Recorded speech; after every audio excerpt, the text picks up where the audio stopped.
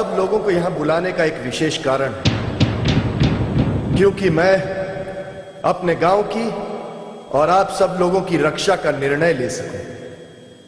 जिस तरह से मुझे आप लोगों की रक्षा करनी चाहिए थी, उसमें मैं पूरी तरह से सक्षम नहीं। इसलिए मैं चाहता हूं कि अपनी अध्यक्षता को त्याग कर अपने पद से अलग हो जाऊं। अनर्थ हो जाएगा महाराज, अनर्थ हो जाएगा। यदि आपने हम गांव वालों के सिर से अपना हाथ उठा लिया तो हम अनाथ हो जाएंगे। आप अपना पद त्याग दें, ये तो हमने कभी सोचा भी नहीं था। यह हमें स्वीकार नहीं होगा महाराज, नहीं करेंगे हम स्वीकार। महाराज, क्या हम गांव वालों से कोई भूल हो गई जो आप हमें अपनी शरण से निकाल देना चाहते हैं? क्या गांव वालों के प्रति आपकी प्रेम भावना समाप्त हो गई? बात प्रेम और भावनाओं की नहीं है, बात आदर्श और उसूलों की है, बात सुरक्षा और शक्ति की है। यह सच है कि वीरसेन के बाजुओं में अब वो बल और शक्ति नहीं रही जो एक गांव के रक्षक में होनी चाहिए। इसलिए मैं चाहता हूं कि इस गांव की अध्यक्षता किसी शक्तिशाली बाजू में हो। इस पूरे गांव में आपसे अधिक शक्तिशाली कौन है महाराज? है एक ऐसा योद्धा जो मुझसे भी अधिक शक्तिशाली है। आपसे शक्तिशाली योद्धा इस गांव में कोई है? एक ऐसा युवक जिसका सीना चट्टानों से टकराने का हौसला रखता हो, जो तूफानों से टकराने का साहस रखता हो, जो पूरे गांव की सुरक्षा करने में सक्षम है। अगर ऐसा महायोद्धा आपके सामने आकर खड़ा हो जाए तो क्या आप उसे अपना रक्षक स्वीकार करेंगे? लेकिन ऐसा महावीर योद्धा है कौन महाराज? एक योद्धा है, वनराज।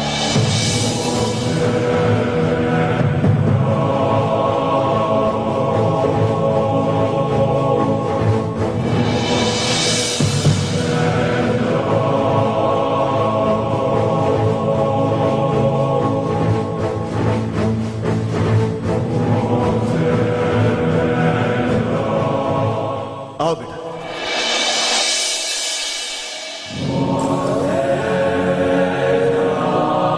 हमारे गांव का शक्तिशाली रक्षक वनराज आज 21 वर्ष का हो चुका है और मुझे बताते हुए बड़ा गर्व प्रतीत हो रहा है कि ये सर्वगुण संपन्न है। अगर मेरे स्थान पर वनराज को इस गांव का अध्यक्ष बना दिया जाए तो क्या आप लोग वनराज को स्वीकार करेंगे?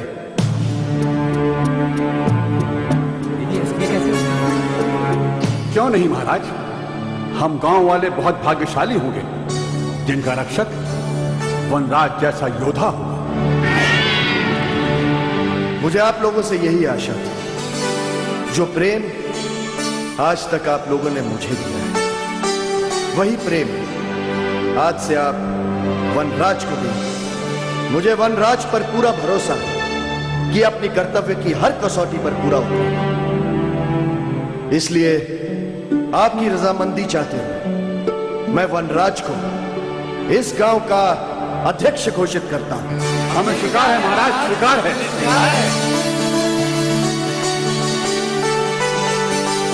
मैं आप सबका आभारी हूं। बेटा, अपनी मां का आशीर्वाद लो।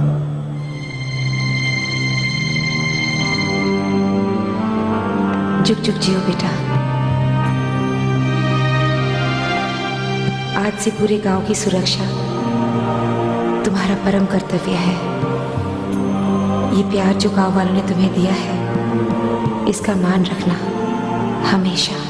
मैं अपना कर्तव्य पूरे आदर और सम्मान के साथ निभाऊंगा मां।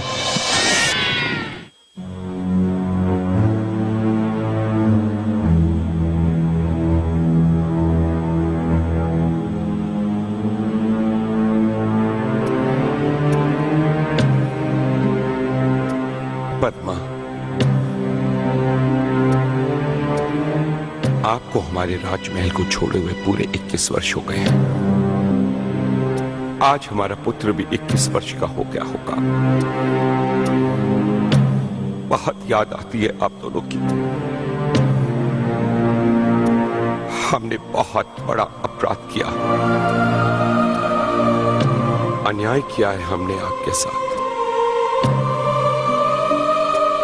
भाग्य लिखने वाले ने भी क्या भाग्य लिखा है, जो आंखें अपने बेटे को देखने के लिए तरस रही हैं,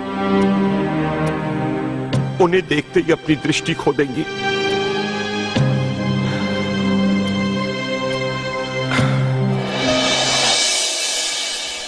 पद्मा, एक बार वापस लौट आओ ताकि हमें हमारा सुख और चैन वापस मिल सके।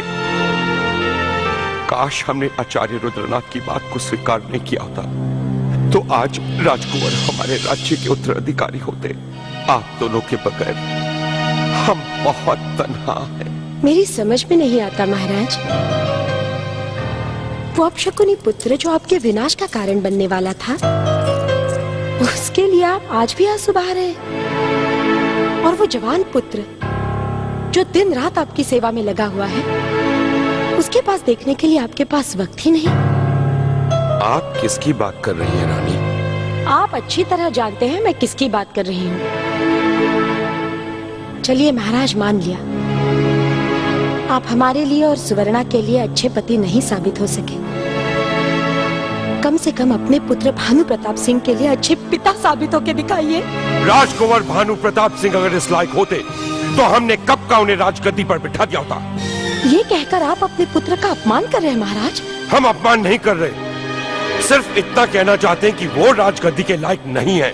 और वो अभिशापी पुत्र वो राज सिंहासन के लायक था।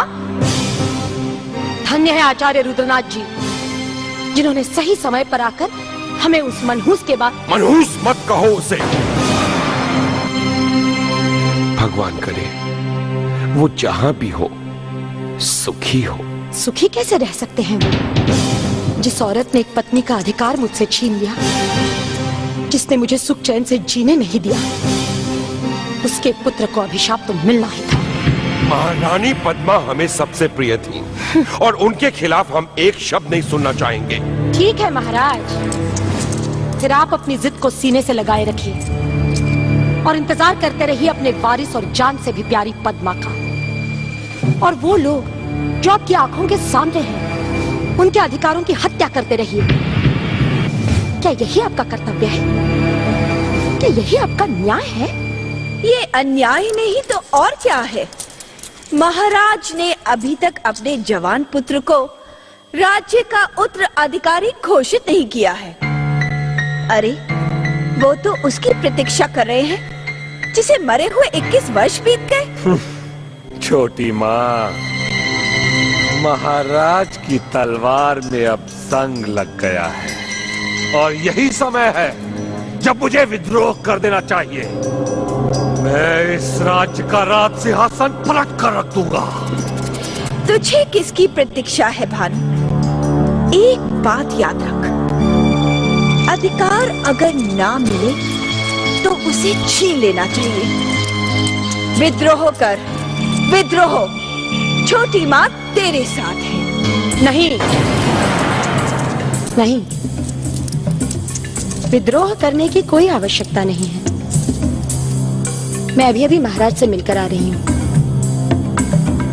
मैंने उन्हें उनका कर्तव्य याद दिलाया है, अब उन्हें सोचने दो। हो सकता है कि विद्रोह किए बिना ही तुम्हें तुम्हारा अधिकार मिले। नहीं माँ, नहीं। अब मैं और इंतजार नहीं कर सकता। अगर पिताश्री ने तुरंत मुझे राजपाट नहीं सौंपा तो उन्हें मेरे विद्रोह का सामना करना पड़ेगा। विद्रोह करने से कुछ नहीं प्राप्त होगा, कुछ नहीं मिलेगा तुम्हें। महाराज की शक्ति का सामना तुम कभी नहीं कर सकते। पराजय के सिवा तुम्हें कुछ नहीं मिलेगा। तो मैं क्या करूं? एक ओर महाराज के सामने तलवार लेकर खड़ा नहीं हो सकता और दूसरी ओर राज सिंहासन पर बैठ नहीं सकता। तो क्या मैं विद्रोह करने का साहस भी न करूं? साहस करो भानु, जरूर करो, परंतु आत्महत्या का नहीं, हत्या का। हत्या? किसकी हत्या? महाराज की हत्या। विद्रोह की यही पहली सीढ़ी है। ये तुम क्या कह रही हो सुपर्णा? भानु अपने पिता की हत्या करेगा? क्यों नहीं दीदी, इतिहास साक्षी है। राजगद्दी हासिल करने के लिए इतनी बार अपनों ने अपनों का खून बहाया है। नहीं नहीं नहीं सुपर्णा, ये उचित नहीं। क्या उचित नहीं है? सुहाग की रक्षा करना हमारा कर्तव्य है। सुहाग? सुहाग ने कौन सी रक्षा की है हमारी? कौन से अधिकार दिए हैं हमें? दो पत्नियों के होते हुए भी महाराज तीसरी को लेकर आ गए। नहीं दीदी, महाराज की हत्या में ही हमारी भलाई है। वाह माँ वाह, क्या नसीहत दी जा रही है पुत्र को। भाग्यश्री, मत लीजिए अपनी जुबान से मेरा नाम। आप एक माँ और एक पत्नी के स्तर से इतना गिर सकती हैं, ये मैं सोच भी नहीं सकती। सोचने और समझने का अधिकार तुम्हें किसने दिया? तुम्हें आवश्यकता नहीं है कि तुम राजमहल के कार्यों में हस्तक्षेप करो। मैं जो भी कह रही हूँ सबके हित की बात है। पति की हत्या में कौन सा हित छिपा है आपका? सुना था सुहाग ने अपने सुहाग की रक्षा के लिए यमराज से भी टकरा जाती हैं, और आप यमराज से ही अपने सुहाग का सौदा कर रही हैं। भाग्यश्री, मत भूलो कि तुम अपनी माँ से बात कर रही हो, और यहाँ तुम्हारे बड़े भाई के अतिरिक्त तुम्हारी बड़ी माँ भी मौजूद है। क्या तुम्हारे अंदर किसी के लिए मान सम्मान, किसी के लिए सभ्यता है या नहीं?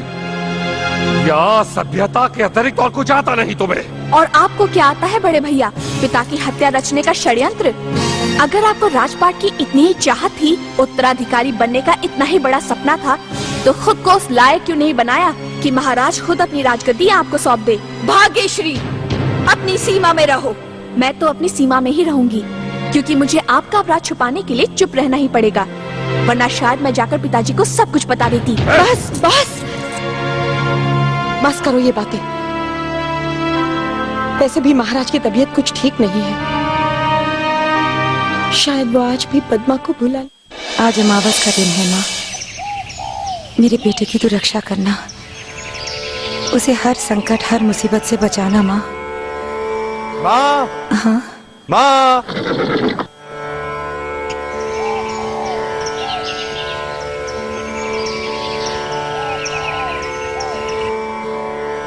क्या बात है वनराज? माँ मैं जरा बाहर जा रहा हूँ। बाहर? कहाँ? बस्ती वालों का हालचाल पूछने, वरना वो सोचेंगे उनका उत्तराधिकारी बनते ही घमंडी हो गया। बेटा बेटा आज रात को बाहर जाना ठीक नहीं है, तुम कल चले जाना। लेकिन क्यों? आज ऐसी क्या बात है? आज अमावस है बेटा, और अमावस की काली छाया बच्चों के लिए अच्छी नहीं होती है। पता नहीं कब अमावस का प्रकोप आकर दबोच ले। माँ ये सब अंधविश्वास है, और अब मैं कोई बच्चा नहीं रहा। ये अमावस शमावस कुछ नहीं होता, सब बेबुनियाद बातें हैं ये। भगवान ने सब दिन एक जैसे बनाए हैं, इन पे विश्वास मत करो, कोई सच्चाई नहीं है। नहीं बेटा ऐसा नहीं कहते। माँ क्या बात है, आप बचपन से मुझे चेतावनी देती आ रही हैं। आखिर इस अमावस से मेरा संबंध क्या है? जब ये अमावस आती है तब मैंने अपनी आंखों में डर देखा है, एक खौफ देखा है। इसकी वजह क्या है? कुछ भी नहीं है बेटा, हर माँ की तरह तुम्हारी माँ भी तुम्हें अमावस की काली छाया से बचाना चाहती है। इसके अलावा और क्या वजह हो सकती है? अगर ये बात है तो आप चिंता मत कीजिए, आपका बेटा आज सूरज ढलने से पहले घर वापस लौट आएगा।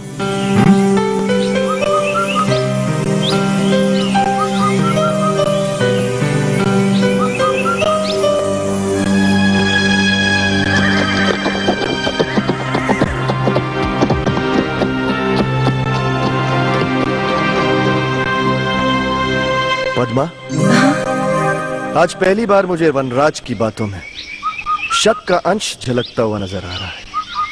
मुझे उसकी बहुत चिंता हो रही है भैया, कहीं कुछ अशुभ अमंगल ना हो जाए। तुम फिक्र मत करो पद्मा, किसी तरह की कोई घटना नहीं होगी। मुझे वनराज पर पूरा भरोसा है।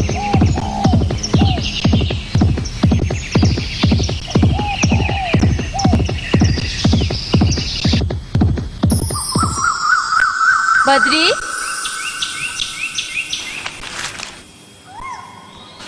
बद्री, बद्री, बद्री।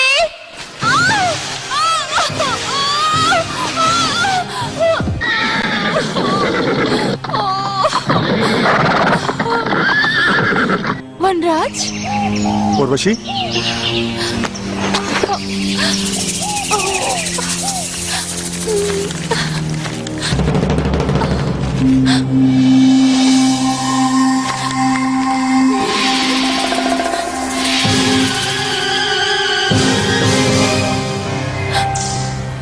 तू इस वक्त यहाँ जंगल में क्या कर रही है? तू यहाँ क्या करने आया था वनराज? अगर मैं यहाँ नहीं आता ना तो तेरा राम नाम सत्य हो चुका होता अभी तक। शुक्र मना, तेरी जान बचा ली मैंने। अरे तो कौन सा बड़ा उपकार किया मुझ पर, जान बचा ली तेरी। देखो उर्वशी, तुम मुझसे ठीक से बात किया कर। ओहो, कबीले का युवराज बनते ही बड़ा घमंड आ गया है। इस गलतफहमी में मत रहना, मैं तेरा कोई मान सम्मान नहीं करने वाली। तू राजकुमार होगा, लेकिन मेरे लिए तो तू वही बचपन का वनराज है। देख, बचपन की बात और थी, अब मैं वो वनराज नहीं रहा, अब मैं यहाँ का युवराज बन चुका हूँ, समझी? समझ गई युवराज जी। अब आप ये बताइए, आप हमारे घर कब पधारे हैं? क्यों, किस लिए? बाबा से मेरा हाथ मांगने के लिए। और किस लिए? अच्छा, तुम्हारा दिमाग तो ठिकाने पर है। मैं और तुमसे शादी करूंगा? अरे मेरी शादी तो किसी राजकुमारी से होगी। अरे ऐसे कैसे किसी और से शादी कर लेगा? तुझे पता नहीं, मैं बचपन से तेरे सपने देखती आई हूँ। मेरी शादी होगी तो सिर्फ तुझसे होगी। सपने कभी सच नहीं हुआ करते। जा, घर जा। नहीं, मैं घर नहीं जा रही। क्यों? तू इस वक्त यहाँ क्या करेगी? मैं बद्री को ढूंढने आई थी और उसे लेकर ही घर जाऊंगी। बद्री इस वक्त यहाँ क्या कर रहा है? बाबा ने उसे कोई काली बूटी लेने को भेजा था, अभी तक लौटा ही नहीं जंगल से। वैद्य जी को भी अचानक बैठे बिठाए क्या सोचती है? जब भी कोई काम बताएंगे ऐसा काम बताएंगे जो संभव ही ना हो। अभी हवा की जड़ ले आना, हवा का कोई पौधा होता है जो उसकी जड़ ले आऊं? अभी नमक के पत्ते ले आऊं? वही नमक का कोई पेड़ है जो उसके पत्ते ले आऊं मैं? अभी काली बूटी का बता दिया, कहाँ मिलेगी ये काली बूटी? चलो भी बंदरी, ढूंढो काली बूटी, कहीं तो मिलेगी।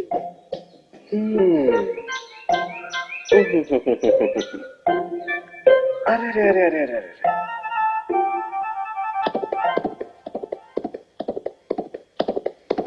वनराज, वनराज, वनराज, वनराज, वनराज, बहुत सही समय पर आए हो।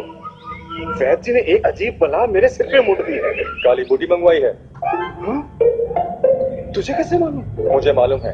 रुक, मैं भी ढूंढ कर देता हूँ। चल बद्री।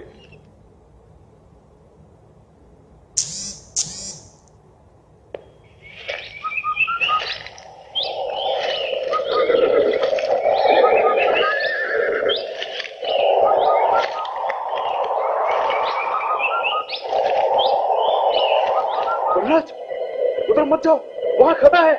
फिक्र मत करो बद्री, तुम्हारी काली बूटी यहीं मिलेगी।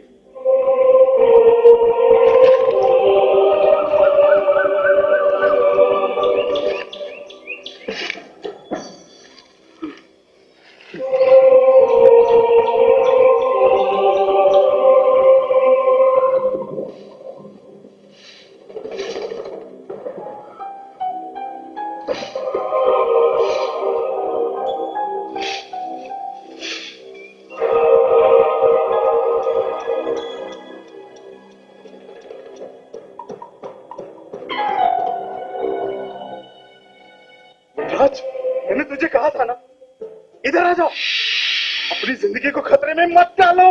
नहीं चाहिए मुझे काली बूटी। हट जाओ, वरना ये सारे नाग तुझे डस लेंगे। हट जाओ यहाँ से, हट जाओ। मुझे कुछ नहीं होगा। काली बूटी तुम्हारे लिए बहुत जरूरी है, वरना वैद्य जी तुम्हारी जान खा जाएंगे।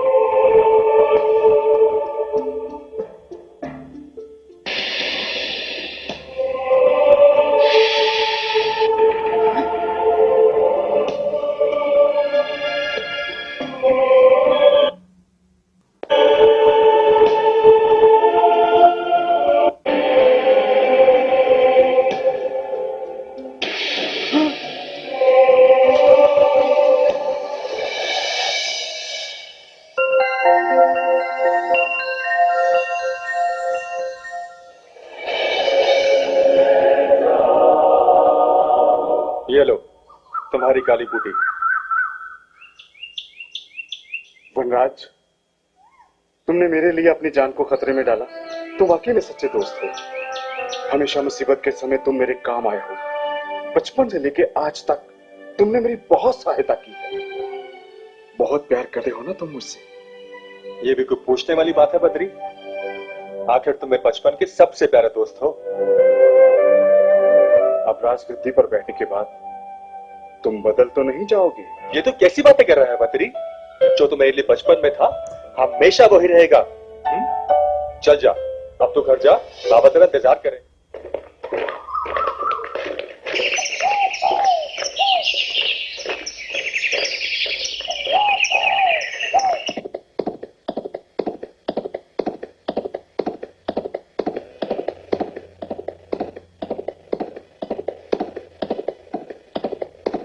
रुक जाओ युवक, रुक जाओ। क्या बात है बाबा, कौन है आप? तुम्हें इसलिए पुकारा कि तुम मेरी सहायता कर सको। हाँ हाँ, क्यों नहीं, बताइए मैं आपकी क्या मदद कर सकता हूँ। कहाँ जाना है आपको? चंबासा गांव। चंबासा गांव तो यहीं पास में ही है, ये रास्ता वहीं जाता है, सिर्फ 2 कोस की दूरी पर है। तुम्हारे मार्गदर्शन के लिए बहुत बहुत धन्यवाद युवराज। युवराज?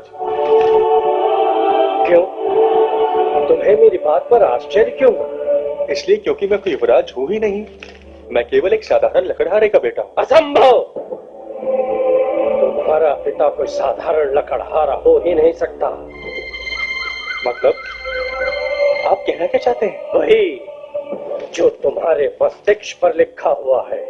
क्या लिखा है मेरे मस्तिष्क पर बाबा?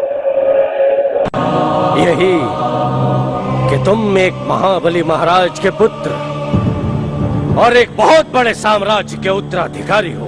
बाबा, आपको जरूर कोई गलत फहमी हुई है, ऐसा हो ही नहीं सकता। माँ तो हमेशा कहती थी कि मैं एक लकड़ा। झूठ बोलती है तुम्हारी माँ, झूठ। बाबा, अगर इस वक्त छोटे बड़े की मर्यादा नहीं होती तो मैं आपका अपमान कर बैठता। तुम्हारी रगों में दौड़ने वाले रक्त में राजघराने की ज्वाला है जो दब नहीं सकती। मस्तिष्क की रेखाएं सत्य का प्रमाण होती हैं और तुम्हारा सत्य ये है कि तुम एक बहुत बड़े राज्य के अधिपति हो। बाबा, आप हैं कौन? ज्योतिष देवधर, और मेरा कहा पत्थर की लकीर है। परंतु तुम्हारे लिए युवराज, एक शुभ समाचार के साथ साथ एक अशुभ समाचार है, और वो ये कि तुम पर अमावस की काली छाया का अभिशाप है युवराज। अमावस की काली छाया का अभिशाप? ये सत्य है युवराज, और यही कारण है कि तुम्हारी माँ तुम्हारे लिए अमावस के दिन ही चिंतित रहती है, व्याकुल रहती है। तो कहीं अमावस के दिन माँ की परेशानी का कारण मुझे मिला अभिशाप तो नहीं है? वास्तव में इन रेखाओं का ज्ञान है, वरना इन्हें माँ की चिंता का कारण कैसे पता चलता? अत्यधिक सोचने की आवश्यकता नहीं है युवराज। मेरा कहा मानो, शीघ्र अतिशीघ्र सूर्यास्त होने से पहले अपने घर पहुंचो, नहीं तो अमावस की काली छाया तुम्हें अपने पंजों में जकड़ लेगी। और ये विश्वास समझो कि तुम एक बहुत बड़े राज्य के उत्तराधिकारी हो, और तुम्हें अपने युवराज होने के चिन्ह अवश्य मिलेंगे, अवश्य। जाओ युवराज, जाओ।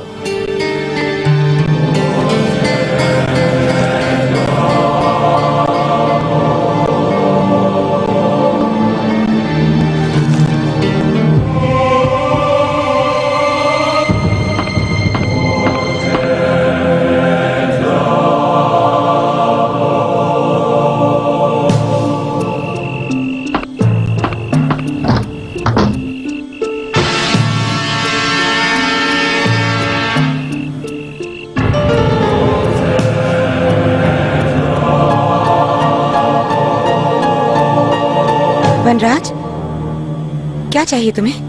क्या ढूंढ रहे हो? वो राज जो आपने किस वक्त तक छुपा के रखा मेरे से, उन सवालों के जवाब जो मुझे आज तक नहीं मिले हैं। मेरा गुजरा हुआ कल, अपना अस्तित्व, अपनी पहचान ढूंढ रहा हूं मैं। ये तुम्हें क्या हो गया बेटा? तुम किस तरह की बातें कर रहे हो? हाँ माँ, मैं कौन हूँ? किस राजघराने से मेरा संबंध है? मेरे पिता कौन है? कहाँ है वो? तुम्हारा संबंध किसी भी राजघराने से नहीं है, और ना ही तुम किसी महाराजा की औलाद हो। केवल एक लकड़हारे के बेटे हो, बस। माँ, मैं नहीं मानता मैं एक लकड़हारे का बेटा हूँ। अगर मैं हूँ तो मेरे पिता कहाँ हैं? वो हमसे मिलने क्यों नहीं आते? वो क्यों मुझे एक बेटे का अधिकार नहीं देते?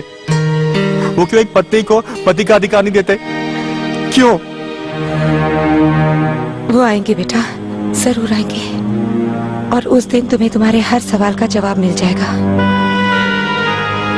बेटा, तुम्हारे पिता को साजिश करके बंदी बना दिया गया था। उनके दिल को, उनकी सोच को, उनकी आंखों को, हर एक चीज को बंदी बना दिया गया। एक मजबूर लकड़हारा बेचारा कर भी क्या सकता था? सोने के धागों से बने हुए कीमती वस्त्र जो बचपन में मुझे पहनाए गए थे, एक लकड़हारा अपनी सारी उम्र की कमाई से ऐसे वस्त्र नहीं बना पाता। मां, सच क्या है? मैं सिर्फ ये जानना चाहता हूँ। जो जीवन तुम गुजार रहे हो, सच वही है। मैं सच हूँ, तुम सच हो, ये घर सच है, और कुछ भी सच नहीं। क्या सच नहीं है कि मैं एक महान राज्य का युवराज हूँ, एक बड़ी सल्तनत का राजकुमार हूँ? राजकुमार तो तुम हो बेटे, एक महान राज्य के ना सही, एक छोटे से कबीले के तो हो। तो क्या जो ज्योतिषी देवता ने मुझे बताया है वो सब झूठ है? ज्योतिषी देवधर? हाँ माँ, मैं ये मान सकता हूँ मैं किसी राजा का बेटा नहीं हूँ, लेकिन उनकी ये बात बिल्कुल गलत नहीं हो सकती कि मुझ पर अमावस्या काली छाया का अभिशाप है। भगवान न करे तुझ पर कोई भी अभिशाप हो। ये तुझे क्या हो गया बेटा? फिर आप अमावस्या दिन मुझ पर क्यों अंकुश लगाती हैं? मुझे बाहर क्यों नहीं जाने देती? क्यों मंदिर के सामने झुककर बैठ जाती हैं? सिर्फ और सिर्फ तेरी सुरक्षा के लिए, ताकि तुझ पर अमावस के प्रकोप की काली छाया न पड़े। हर माँ उसके बेटे को उस बला से बचा कर रखना चाहती है। फिर हर माँ से कहीं ज्यादा माँ को मेरी फिक्र क्यों है? देवता की बातों में कहीं ना कहीं सच्चाई जरूर है, और वो सच्चाई जब तक सामने नहीं आ जाती मैं खामोश नहीं बैठूंगा।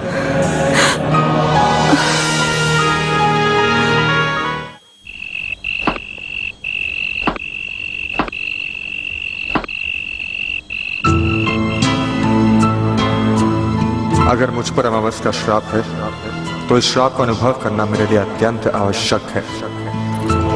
नहीं, शायद मुझसे बहुत बड़ी भूल हो गई।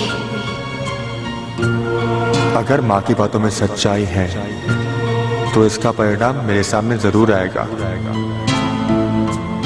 इस अमावस का परिणाम क्या होगा ये आज ही मुझे देखना है। मुझे वनराज को नहीं बताना चाहिए था कि वो अमावस का श्रापित है। डर ये है कि कहीं वो रात के अंधेरे में घर से निकलने का साहस न कर बैठे। मुझे अमावस का प्रकोप देखने के लिए आज रात ही निकलना पड़ेगा। अगर निकल गया तो अनर्थ हो जाएगा। हाँ।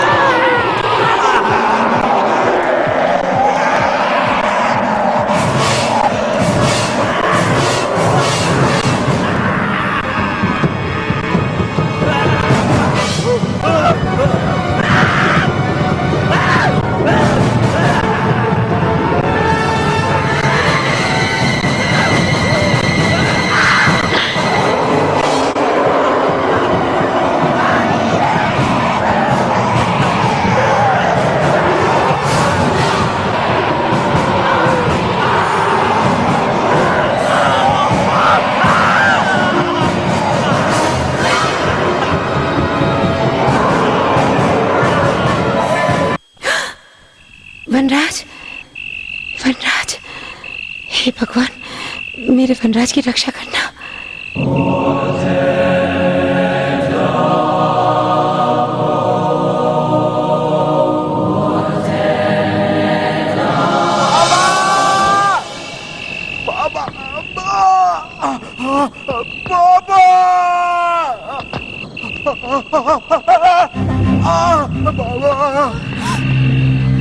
बद्री, बद्री, बद्री, बद्री, ये क्या हो गया? बद्री, बद्री, तुम घायल कैसे हो गए? बद्री, तुम्हें कुछ नहीं होगा, मैं बाबा को बुलाती हूँ। बाबा! क्या बात है बेटी? बाबा! बद्री, बद्री, तुम्हारी ये हालत किसने की? बद्री बेटा, बद्री बेटा, क्या हुआ? बाबा, तू बुरी तरह से घायल हुआ है। पंजों के जख्म है, पंजों के। लगता है किसी जानवर ने हमला किया इस पर। मैं दवाई लेकर आता हूँ बेटी, मैं दवाई लेकर आता हूँ। बद्री, किसने घायल किया तुम्हें बद्री? हाँ बताओ, बताओ बद्री। बाबा! ले बेटा ले, अब तू ठीक। बद्री! बद्री! नहीं बद्री, बाबा, बद्री बेटा, क्या हुआ है बद्री को? क्या हुआ है बद्री को बाबा? बाबा क्या हुआ है इसे? बद्री बेटा, बद्री बेटा, बद्री बेटा, बाबा क्या हुआ है बद्री को? क्या हुआ है? बद्री हमें छोड़कर चला गया बेटी। वनराज, वनराज,